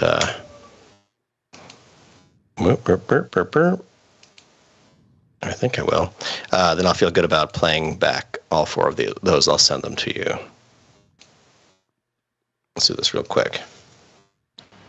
I am currently working on the redshifty materials, but I've got some stuff so far. Let's look at it. Looking good. My God. I just don't have a good material on the curtains yet, or on the cape. But, we're working on it. Nice. I'm just animating a mask around a shield because I do not want to have to animate the physics of a still of a shield. Oh, yeah. Yeah, let's make this purple or pink. Put this on the cape. Where are you, cape? There you are.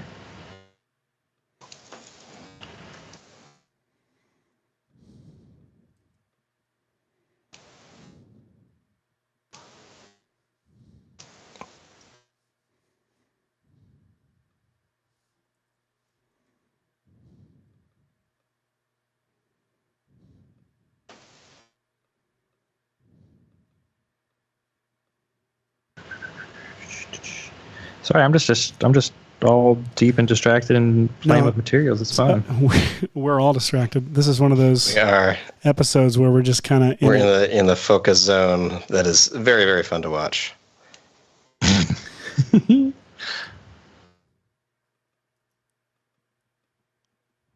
see. Hang on, I can remap this real quick and make this one. This is gonna look good. I hope. We need to remap a ramp. Ramp. Thank you. So we're gonna ramp in. All right, I'm gonna do a sound edit. I'm gonna send it to you, Seth, and then then y'all can see the progress we were able to make today.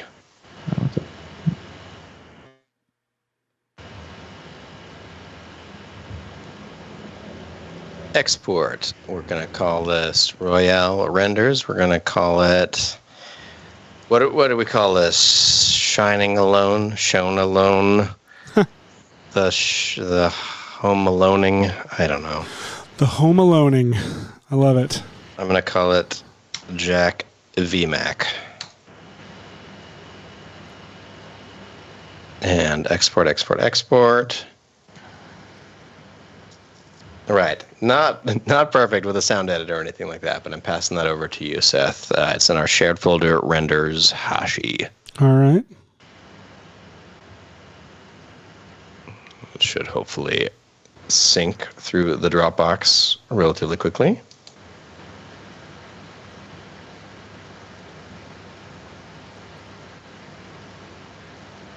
My goodness. All right. Anyone still watching have any exciting questions?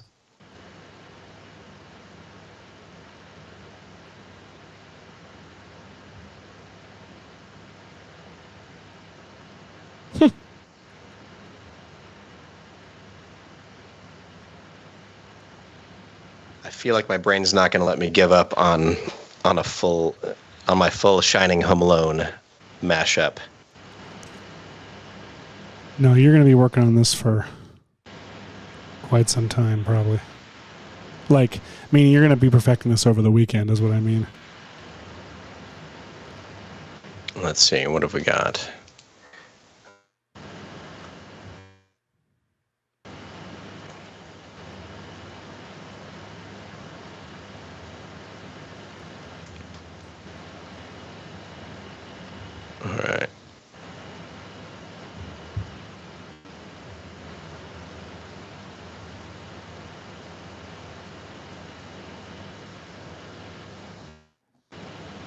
I'm actually going to output all of my little sections here so we can see them. Just so y'all can be with us on the journey.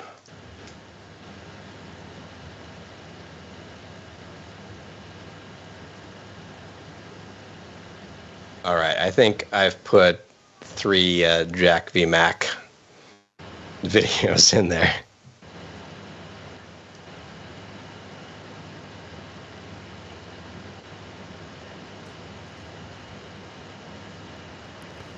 All right, be right there. And I'm the worst. I'm going to tell you in order to play them in, which is 2, 1, 3.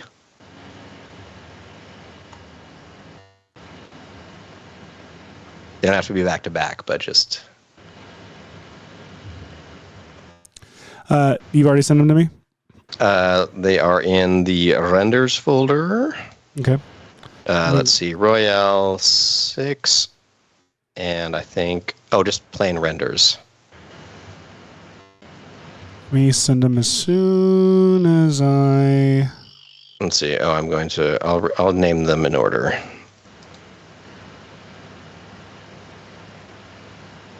I'm going to name them 1, 2, and 3 now. Now they'll make more sense. Or they won't make any sense. They'll be easy to load in.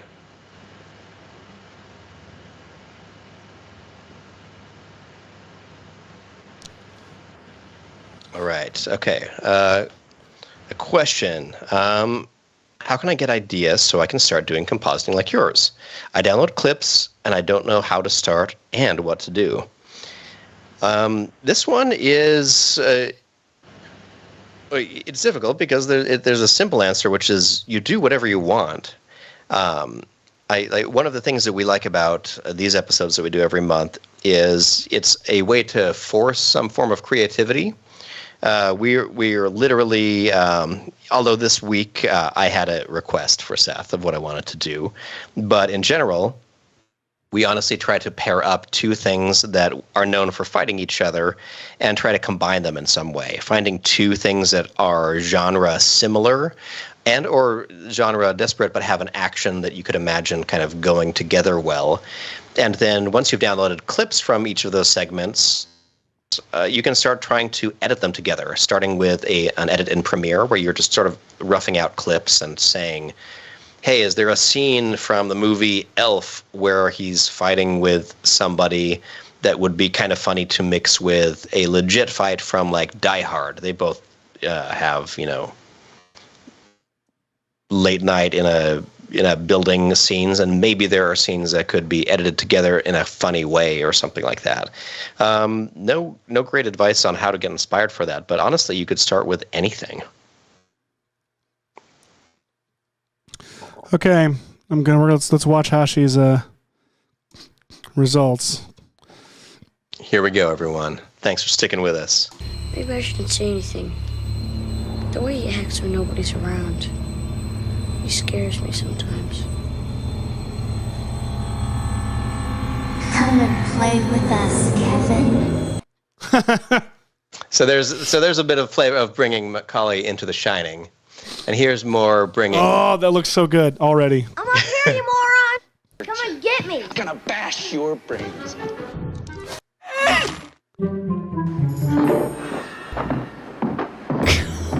Give up, or you're thirsty for more? Oh my gosh. How does it work so well? Oh no, I'm really scared! Come and get me!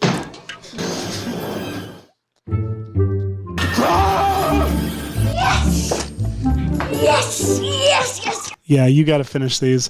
Oh no, I'm really scared is the funniest one to me because he is a threat to his life, and he's just, oh no, I'm really scared of Jack Nicholson in The Shining. Oh my God! Yeah, I think. In real life, those criminals should have been a threat to Kevin McCallister's life too. Yes, that's true. I hadn't thought about that. Yeah. Michael, let's look at your screen. We haven't got the curtains yet, but yeah, it's so good. It's so great. All right. Any last things you want to show anybody before we go? We're 8 minutes over. 8 minutes over. Well, thank you all for sticking with us. I just would love to remind all of our viewers to please comment at Red Giant News and send in GIFs and or video clips of visual effects that you would like to see attempted to be recreated in a 20-minute time frame. There's no limit on what you can send in, but there will be humorous limits on what I am able to accomplish in a set amount of time. So, the crazier, the better, and I think that the show really improves with your participation. So send those clips to Red Giant News, and maybe hashtag VFX and chill them. That way I'll make sure to see them too. I am stoked to watch it from the beach. Guys, fun work this week. And I'll catch you guys. I'll see you in 2 weeks, but these guys will see everybody next week. And I love you. See you then. See you guys.